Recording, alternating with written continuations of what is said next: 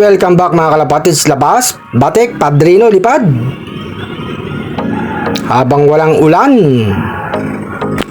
pakawalan ko ng supplier slop natin mga kalapatids. Si padrino ang bilis umuwi ayaw magsipagliparan.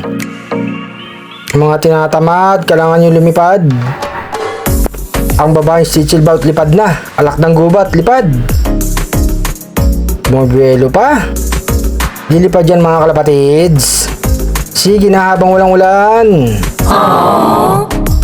Magsipagliparan na kayo. Ayun na mga kalapatids, lumipad na. Dito naman sa loob, mga tinatamad tong apat lumipad na kayo. Lumipad na mga kalapatids. Si Dalubhasa naglulugon mga kalapatids. Ang daming balahibo. Lipad Dalubhasa. May sumabay pang mga ibang ibon nasa bubong mga kalapatids. Oh no!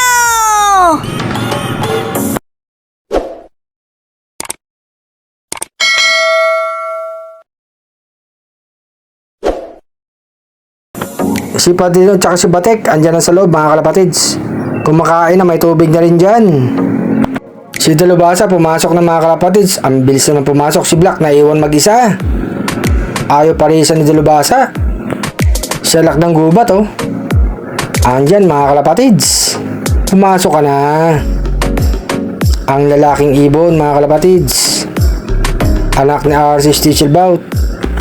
Andyan na rin ang babaeng Stichilbout. Papasok na yun mga kalapatids. Tumalo na ang babaeng Stichilbout. Siya lak ng gubat, tatalo na yun mga kalapatids. Andyan na din si Black at saka si Panday mga kalapatids. Papasok na yan. Tumalong ka na Black. Ayun na, tatalo na mga kalapatids. Si Panday baba na. Ang batang ibon mga kalapatids. Saan ka pupunta? Tumalong ka na makakain ka na. Talo na Panday.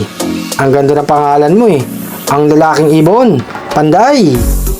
Ayun mga kalapatids, kumakain na.